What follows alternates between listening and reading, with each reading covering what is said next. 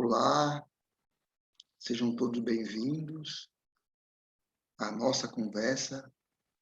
Que a paz e o amor do Mestre Jesus possa nos envolver hoje, agora e sempre. A nossa conversa de hoje será sobre o nosso livro Caminho, Verdade e Vida. Aqueles que não conhecem, não sei se está dando para ver aí direitinho aqui, Caminho, Verdade e Vida. É uma obra psicografada por Chico Xavier, e foi Emmanuel, o espírito que deu o livro, vamos dizer assim. Então, hoje escolheremos o capítulo 49, né, que é de um versículo lá da Bíblia, onde João, em 13:17, diz o seguinte: se sabeis estas coisas, bem-aventurados sois, se as fizerdes. E aqui a gente vai falar mais para todos os cristãos que realmente praticam a sua religião, se eles estão realmente praticando elas porque ele simplesmente escutou alguém falar ou porque eles vivenciaram aquilo. Porque saber e fazer são duas coisas distintas. A gente vê mesmo dentro do movimento espírita muitas pessoas com muito conhecimento e de uma didática maravilhosa. Eu não tenho, mas que falam e se expressam maravilhosamente bem. Mas, quando se diz fazer, vamos colocar em prática aquilo, aí existe uma certa dificuldade. Porque muitas vezes você necessita ter coragem de fazer determinadas coisas.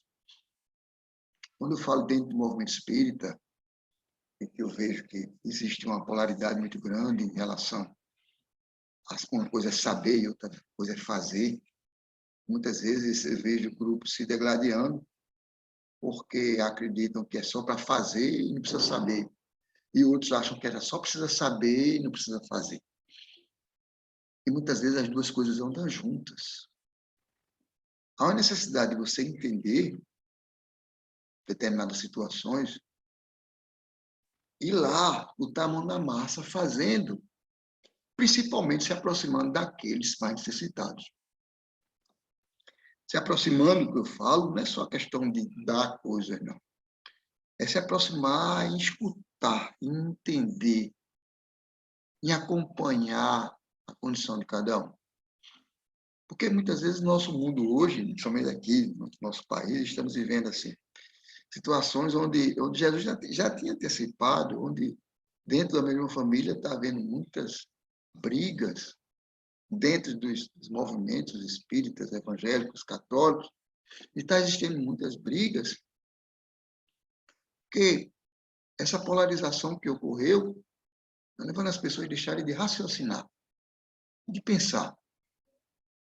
Que é o objetivo verdadeiro de você estar aqui na Terra?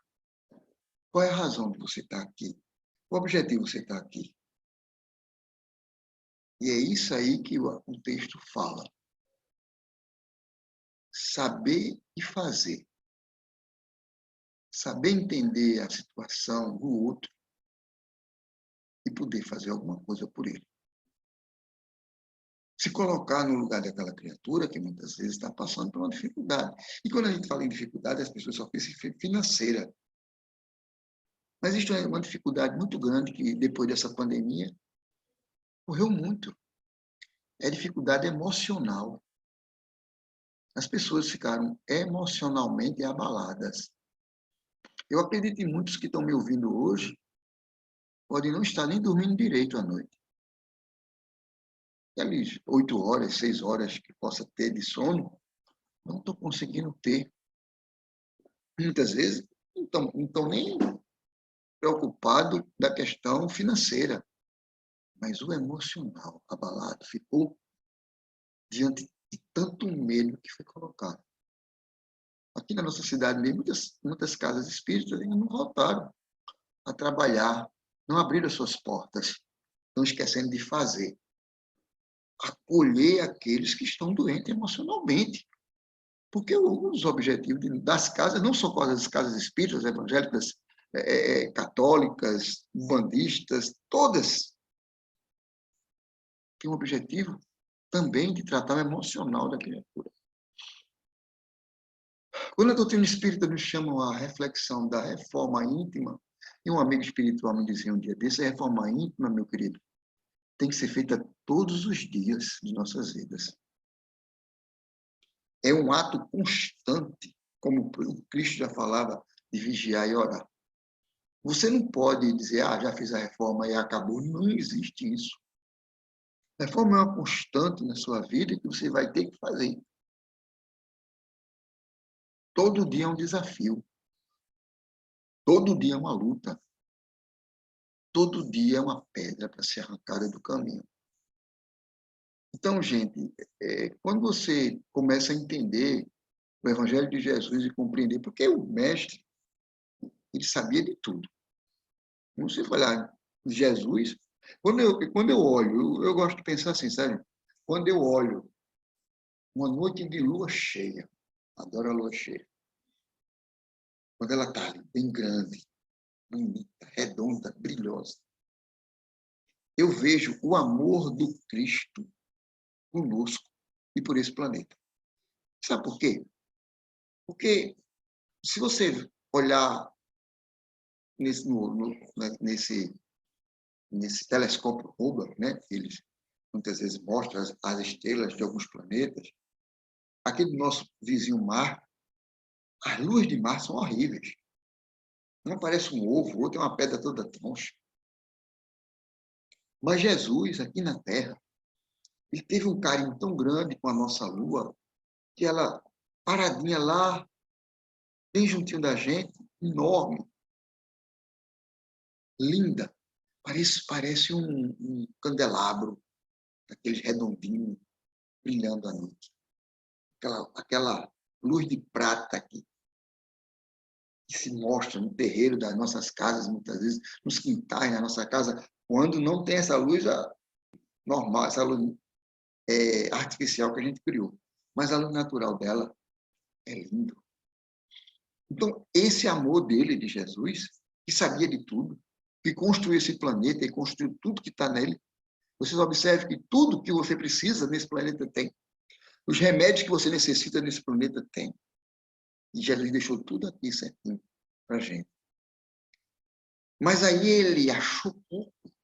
Ele mandou muita gente, ele mandou muitos profetas, ele mandou na Índia, na China, mandou no Egito, mandou em Israel, ele mandou os profetas dele em todos os lugares da humanidade, na Índia, aqui no Brasil também, através dos caciques, dos feiticeiros das tribos, ele mandou para pregar o amor às pessoas. Mas ele não se contentou em só saber. Ele fez a diferença e veio fazer. Então, ele veio à Terra, tomou corpo físico, se tomou carne, como está na Bíblia, e veio entre nós pregar o Evangelho que já tinha sido dito. Mas ele veio reativar a coisa. Mas ele assim, não entendeu. Ele não entendeu, eu acho aquela frase fascinante dele, pai, perdoai-os. Eles ainda não sabem o que fazem, ele não sabe o que fazem. O ainda fui eu que disse. Perdoai-os, eles não sabem o que fazem. Ou seja, ainda somos crianças. Mas ele veio para a Terra, se fez carne, sofreu nessa carne, sentiu dor como nós sentimos, para mostrar a nós o que é exemplo. Fazendo também. Dando o exemplo. Esse é que é o importante. Saber é bom, mas dar o exemplo é melhor ainda. Mostrar que você aprendeu aquela lição que foi dada. Então, muitas vezes, meus amigos, e as pessoas, eu me incluo, ignoram isso.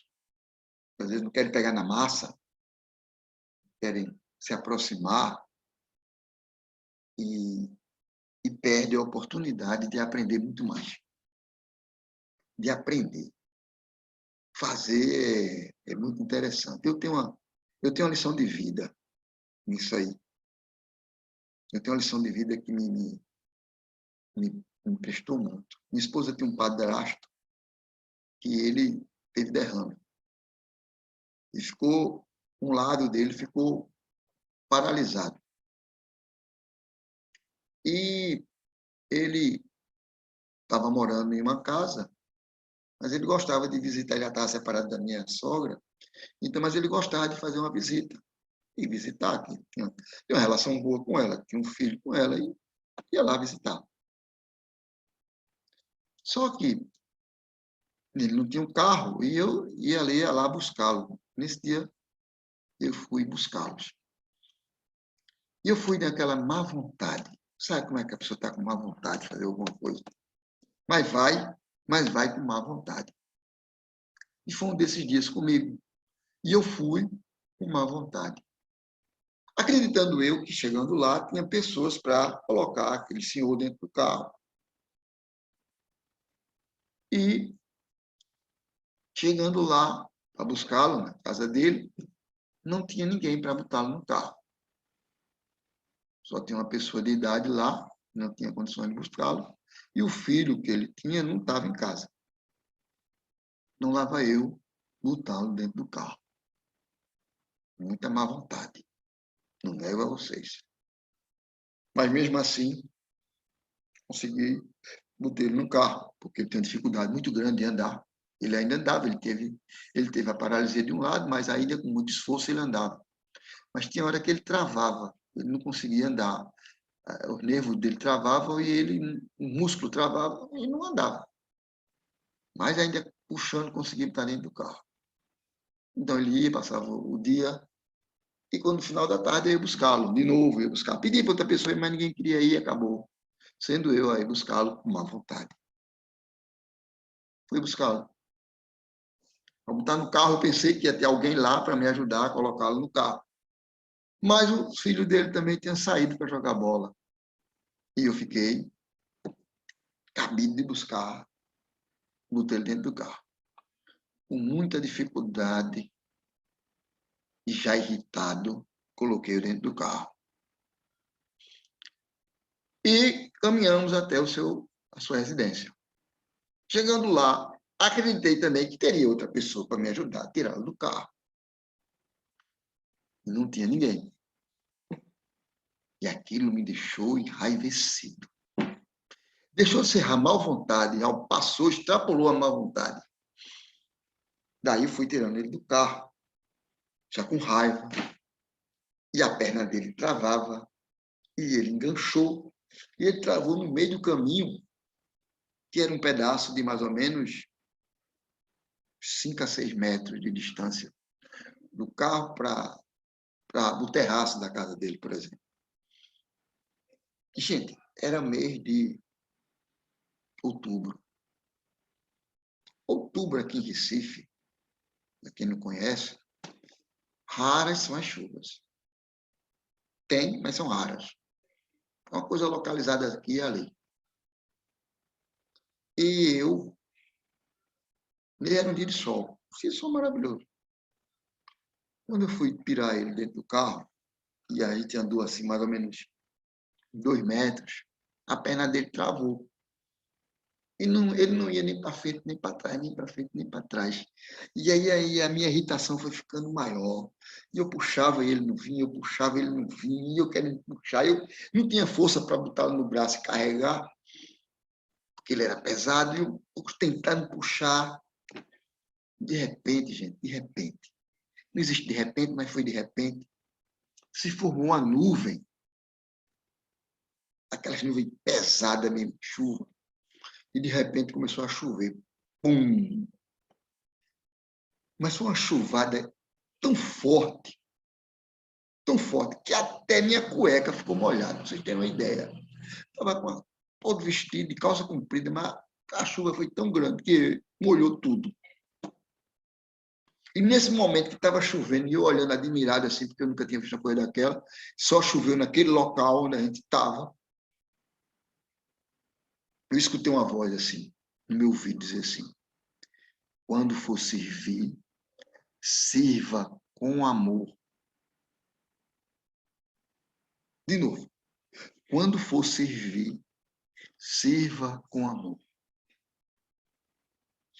Meus irmãos, nessa hora, a chuva veio, a senhorinha que estava lá com ele, tentando ajudar ele, não conseguia abrir o guarda-chuva. Parecia uma coisa hilária.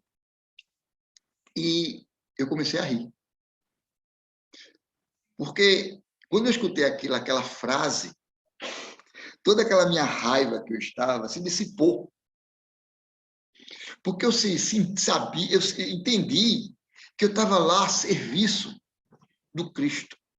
Eu estava ali de muito saber, de ter conhecimento teórico, mas não tinha um conhecimento prático.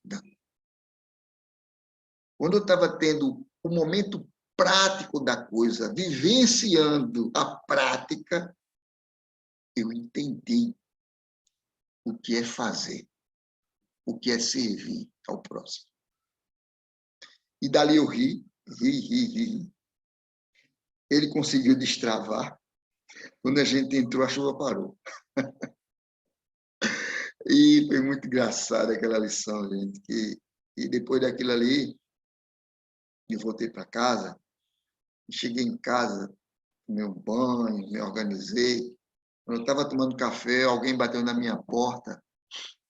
No caso, não foi na porta da casa da minha mãe, perguntando se alguém podia levar uma senhora grávida no hospital para ela ter o filho. Eu me habilitei como primeiro, eu levo. E levei, cheguei lá, dei dinheiro a eles para eles voltarem de táxi quando tivessem liberados. Quando for servir, sirva com amor. Foi das lições maiores que o Cristo poderia ter mandado alguém dizer a mim. E a partir daí eu comecei a trabalhar isso dentro de mim. Porque eu sei muitas vezes, meus irmãos, que quando nós somos chamados a servir, e a gente acha que servir é só servir na casa espírita. Não. Servir é todos os momentos de nossas vidas. Quando uma pessoa precisar e bater na sua porta, e você muitas vezes com má vontade, porque tem que se levantar e atendê-la, e aí eu faço outra pergunta que já me fizeram. E se fosse o Cristo que estivesse ali? Eu me lembro muito bem do Alto da Compadecida, quando Ariano Suassuna inteligentemente colocou essa hipótese. Jesus pedindo, e eles dividindo o pouco que eles tinham. E aí o Chicó dizia assim, Jesus se disfarçam de mendigos para pedir na rua as pessoas para ver quem é caridoso. E a gente tem que olhar e ver todos. E se fosse Jesus que estivesse na minha frente, o que é que eu faria? Isso eu aprendi no atendimento fraterno, quando eu conversava com as pessoas. Eu dizia assim, se fosse Jesus que estivesse aqui, o que é que ele ia dizer a essa pessoa que está aqui na frente? Como é que ele ia falar para ela? Então, meus irmãos, quando eu entendi isso, sabe? Não vou dizer que eu ainda, já estou. Não. Não. Estou muito longe, estou muito distante. Mas eu estou começando a entender isso. Muitas vezes a gente escorrega e magoa as pessoas, né? A gente magoa as pessoas muitas vezes. Isso um amigo que me disse também, quando digo amigo, é um amigo espiritual. Ele disse, Antônio, nós magoamos as pessoas que mais amamos. Nós só magoamos as pessoas que nós mais amamos. Ou seja, muitas vezes magoamos aqueles que estão mais próximos de nós, que é a nossa família. Por isso a gente tem que ter muito cuidado com o que a gente diz, com as palavras. Medir as palavras é importante. Porque depois que ela for dita, minha gente, não tem como voltar atrás. Está lá registrado. Está lá feito. Eu fiz isso um dia desse e me arrependi, mas já está feita, ela está registrada. Você não tem como voltar atrás e tirar. Registrou. Marcou. Então, assim, a gente tem que ter muito cuidado e a gente muitas vezes é avisado, né? Quando a gente está para cometer esses equívocos, a gente é avisado. Mas, o mais aí. Existe uma coisa chamada orgulho, vaidade, egoísmo, que faz a gente fazer determinadas coisas ainda Como dizia Paulo, não faço todo o mal, não faço todo o bem que quero, mas ainda faço todo o mal que não quero. Ainda faço todo o mal que não quero. Porque ainda me perco pela língua, me perco pelas ações. E aí, gente, fica aí uma reflexão para todos nós, que somos cristãos, que entendemos ao Cristo, que servimos ao Cristo. Vamos procurar, de alguma forma, fazer mais. Como disse Santo Agostinho, o mestre, fazei instrumento de vossa paz. Onde houver ódio, que eu leve o amor. Onde é que eu... Eita, eu sei cantando, gente. O mestre, fazei que eu procure mais. Não, ainda está errado. Senhor, fazei instrumento de vossa paz. Onde houver ódio, que eu leve o amor. Onde houver ofensa, que eu leve o perdão. Onde houver discórdia, que eu leve a união. Onde houver dúvida, que eu leve a fé. Onde houver erro, que eu leve a verdade. Onde houver desespero, que eu leve a esperança. Onde houver tristeza, que eu leve a alegria. Onde houver dúvidas, que eu leve a fé. Aí ele continua. O mestre, fazei que eu procure mais. Consolar e ser consolado. Compreender e ser compreendido. Amar e ser amado. Pois é dando que se recebe. É perdoando que se é perdoado. E é morrendo que se vive para a vida eterna. Desculpe a minha desafinação, mas eu só conheço cantando. A gente cantava isso tanto no Salesiano que eu só sei cantando. Então, meus irmãos, eu espero que a mensagem tenha ficado. Me desculpe essa cantoria horrorosa, da minha voz horrorosa, mas é só assim que eu lembro de Santo Agostinho, ou São Francisco de Assis, esse espírito maravilhoso que fez. Não só na teoria, ele fez na prática. Ele amou até doer. Um espírito maravilhoso de escola. Que as bênçãos de Jesus possam estar nos seus lares, nas suas vidas. E, gente, nunca o mundo necessitou tanto de Jesus como agora. Nunca. Que Ele possa nos abençoar, hoje, agora e sempre. Assim seja.